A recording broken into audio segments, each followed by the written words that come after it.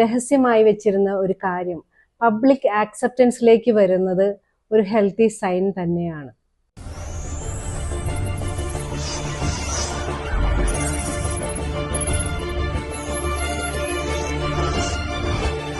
ആർത്തവ അവധി ഗുണം ചെയ്യുമോ? തീർച്ചയായും. പ്രയാസമുള്ളവർക്ക് അതൊരാശ്വാസം തന്നെയാണ്.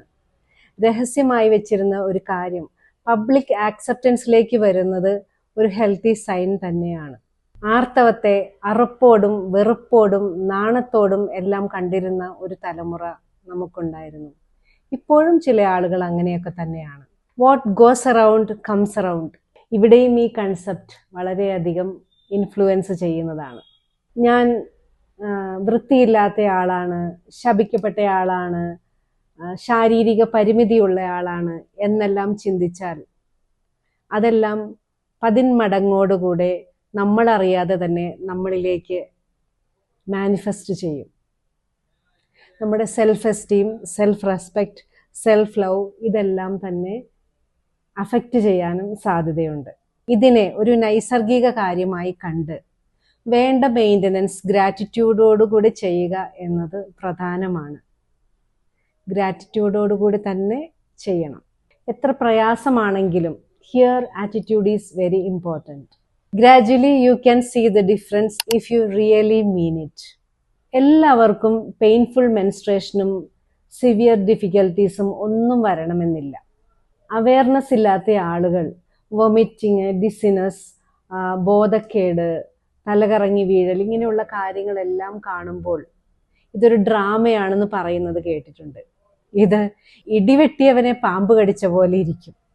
എനിക്കില്ലാത്ത കാര്യങ്ങൾ മറ്റുള്ളവർക്കില്ല എന്നും എനിക്കുള്ള കാര്യങ്ങൾ മറ്റുള്ളവർക്ക് ഉണ്ട് എന്നും ധരിക്കുന്നത് സ്വാഭാവികം മാത്രമാണ്.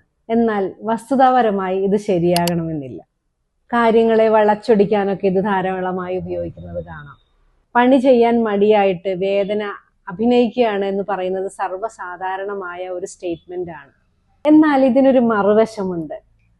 സോഷ്യൽ മീഡിയയിലൊക്കെ ഇതിനെ വളരെയധികം ഓവർ സെൻസിറ്റീവായിട്ട്, വളരെ കെയറിങ്, വളരെയധികം റീൽസ്, ഷോർട്സ് ആൻഡ് വീഡിയോസിലെല്ലാം കാണിക്കും.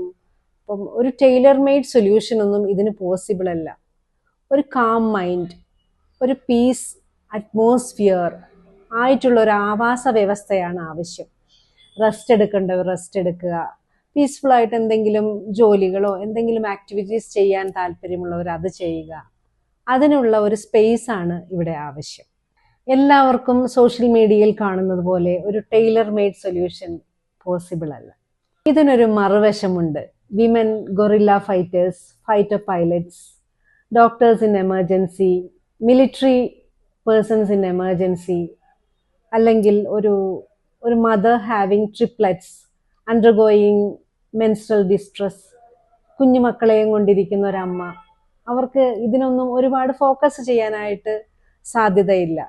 മാനുവൽ ലേബർ ചെയ്യുന്ന സ്ത്രീകൾ, കഠിനമായി ശാരീരിക അധ്വാനം ജോലി ചെയ്യുന്നവർ, അധ്വാനം കൊണ്ട് അവർക്കൊന്നും ഇത് ഒരുപാട് ഫോക്കസ് ചെയ്യാൻ സാധിക്കുകയില്ല. വളരെയധികം കോൺസെൻട്രേറ്റ് ചെയ്ത് ജോലി ചെയ്യേണ്ട ആൾക്കാർ, എമർജൻസി സിറ്റുവേഷൻ ആയിട്ട് ബ്രേക്ക് എടുക്കാനൊന്നും സാധിക്കാത്തവർ, ഇവരെല്ലാം ജീവിക്കുന്നുണ്ട്, മുന്നോട്ട് പോകുന്നുണ്ട്.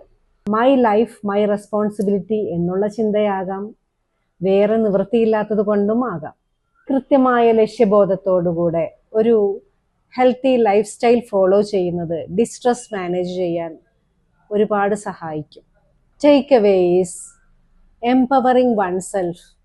നമ്മുടെ ഹോർമോണൽ ആയിട്ടുള്ള വേരിയേഷൻസ്, ബോഡിലി ചേഞ്ചസ്, ഇതിനെക്കുറിച്ചൊക്കെ നല്ല രീതിയിൽ അവബോധം ഉണ്ടാകുക എന്നുള്ളത് വളരെ ഇമ്പോർട്ടൻ്റ് ആയിട്ടുള്ള കാര്യമാണ്.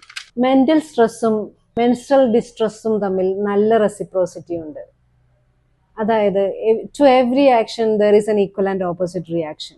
മാനസികമായ പിരിമുറുക്കവും പീരീഡ്സ് പെയിനും പീരീഡ്സ് ഡിഫിക്കൽറ്റിയും തമ്മിൽ നല്ലൊരു കണക്ഷനും കാണുന്നുണ്ട്.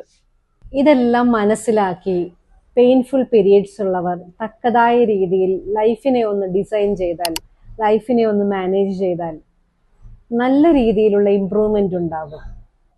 Because happiness is our birth right.